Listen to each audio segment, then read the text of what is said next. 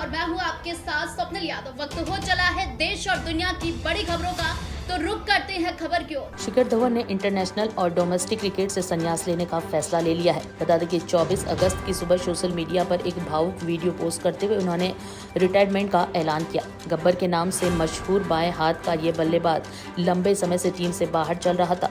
शुभमन गिल सरीखे युवा ओपनर्स के आने के बाद से उनकी टीम में वापसी मुश्किल नजर आ रही थी और वो IPL खेलेंगे या नहीं, इस बारे में फिलहाल कोई अपडेट नहीं है।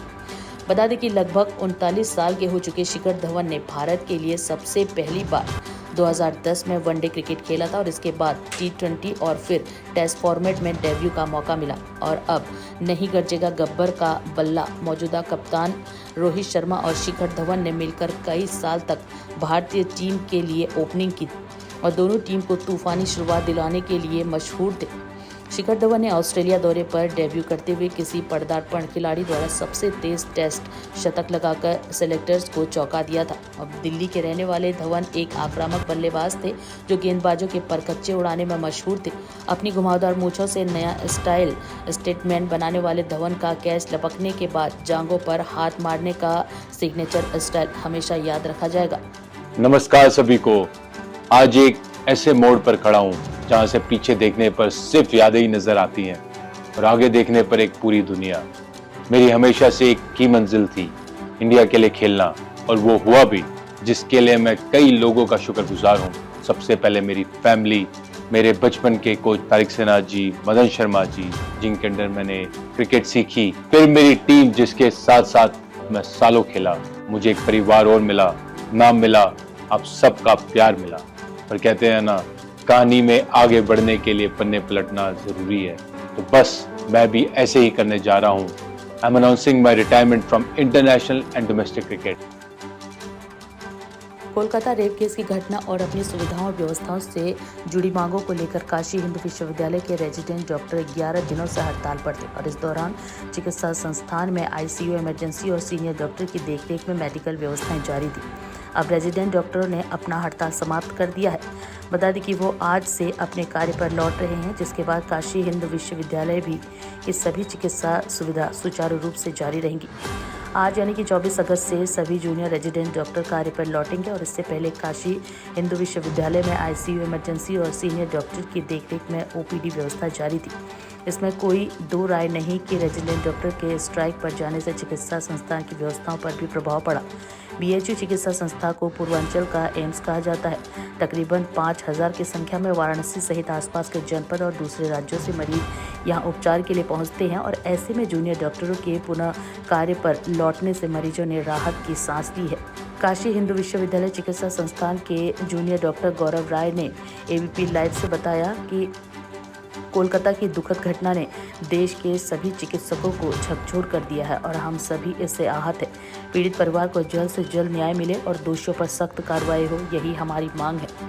विश्वविद्यालय में रेजिडेंट डॉक्टरों की सुरक्षा और व्यवस्था संबंधित 11 सूत्री मांगों को लेकर 13 अगस्त से जूनियर डॉक्टर स्ट्राइक पर थे। उन्होंने कहा कि अब हमें विश्वविद्यालय प्रशासन की तरफ से भरोसा दिलाया गया है कि सभी मांगों पर विचार करके आवश्यक निर्णय लिए जाएंगे। इसलिए हमने फैसला किया है कि 24 अगस्त यानी कि आज से हम सभी पुनः कार्य पर लौटेंगे। उत्तर प्रदेश के डिप्टी CM केशव प्रसाद मौर्य के निजी सचिव के खिलाफ मुकदमा दर्ज किया गया है। बता दें कि उनके निजी सचिव पर फर्जी Facebook ID के जरिए भ्रामक प्रचार करने का आरोप सामने आया है, जिसके बाद शिकायत की गई थी और निजी सचिव के खिलाफ लखनऊ के गौतमपल्ली थाने में FIR दर्ज कराई गई है। शिकायत दर्ज होने के बाद पुलिस ने इस मामले में जांच शुरू कर दी है।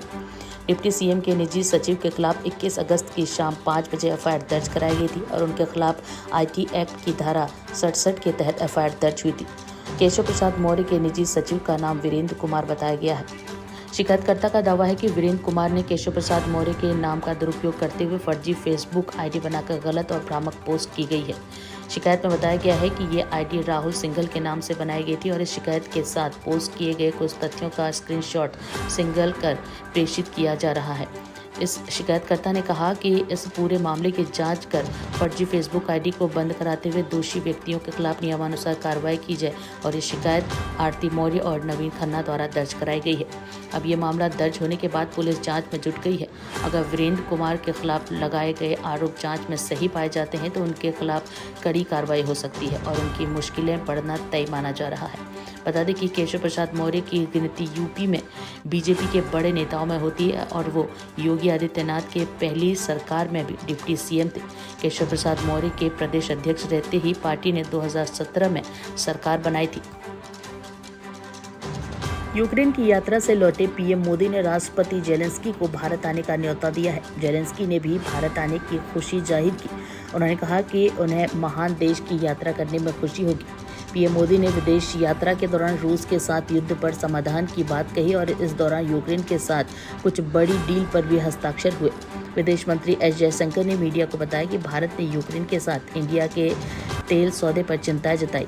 बता दें कि भारत ने तेल बाजार की मौजूदा स्थिति, भारत पर पड़ने वाले असर, रूस से तेल खरीदने की भारत की ज़रूरत और वर्ल्ड इकोनॉमी पर इसके असर को समझाया है।